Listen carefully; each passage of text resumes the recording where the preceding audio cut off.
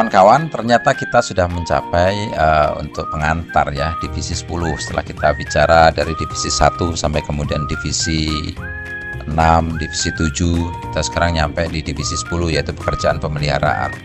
Nah, sebenarnya kayak item beton, item aspal itu kan tersebar di banyak divisi ya, tapi memang karakteristiknya divisi 10 ini itu adalah untuk pekerjaan yang rutin, sifatnya pemeliharaan rutin. Sementara kalau divisi 4 kemarin yang aspal sama beton itu ada di pekerjaan preventif gitu. Apa bedanya preventif sama apa bedanya pekerjaan rutin? Nah, rutin ini biasanya pekerjaan yang sifatnya untuk kinerja sehari-hari gitu. Sementara kalau preventif itu penanganannya kadang sifatnya berkala, tapi berkala itu untuk keperluan preventif. Struktur itu masih bagus, tapi kita mesti melaksanakan sesuatu yang nantinya mencegah kerusakan lebih besar. Kalau pekerjaan yang rutin itu sifatnya seperti contoh, kalau jalan itu membabat semak, seperti kemudian perataan bahu jalan, gitu. Kemudian pembersihan saluran drainase, nah itu. Tetapi kalau pekerjaan preventif itu seperti contoh, ada ini struktur itu masih bagus kalau kemudian itu struktur perkasan aspal ya, tapi kemudian supaya nanti permukaannya itu kedap gitu kan, misalnya kedap kemudian sudah mulai terlihat rata-rata kecil, maka itu akan diselarisil atau di microsurfacing. Nah itu di pekerjaan preventif. Tapi pekerjaan yang rutin sifatnya di divisi 10 ini sifatnya biasanya non struktural dan sehari-hari.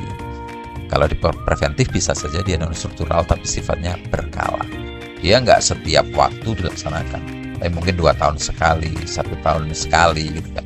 Tergantung dari item-item yang dilaksanakan gitu. Tapi kalau pekerjaan pemeliharaan ini itu sifatnya sepanjang waktu. Nah itu bedanya.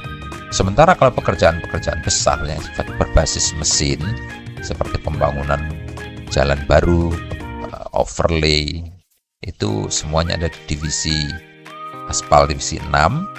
Kemudian kalau rigid pavement ada di divisi 5. Kemudian kalau pekerjaan beton struktur ada di divisi 7, atau seperti kemudian kita bikin pasangan batu itu ada di divisi 7. Saya contohkan seperti ini. Seumpamanya ada pasangan batu gitu ya. Pasangan batu itu sudah dibangun.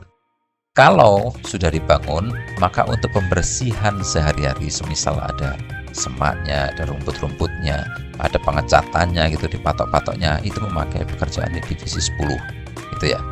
Tapi kalau kemudian di situ ada pasangan batu, kemudian dia rompal 1 meter persegi semua, tapi struktur itu masih bagus gitu kan, maka dia dilaksanakan melalui pekerjaan yang sifatnya rehabilitasi gitu kan.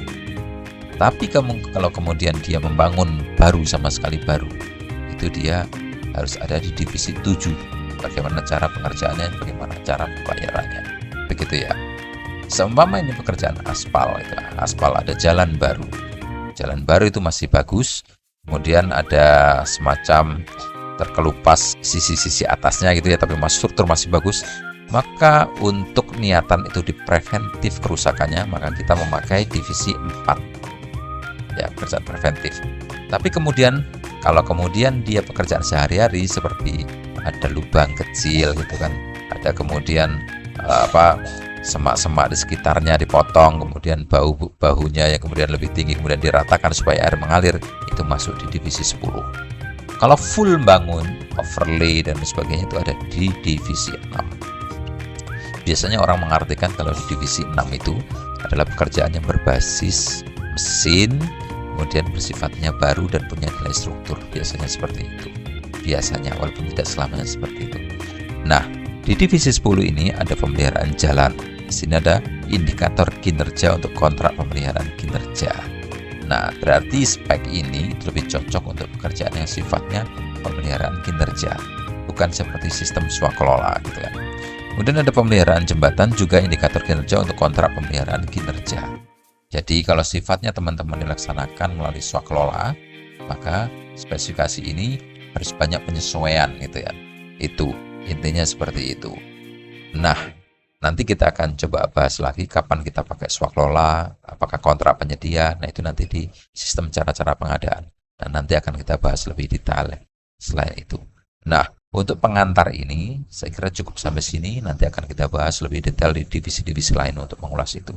Saya kira itu semoga bermanfaat.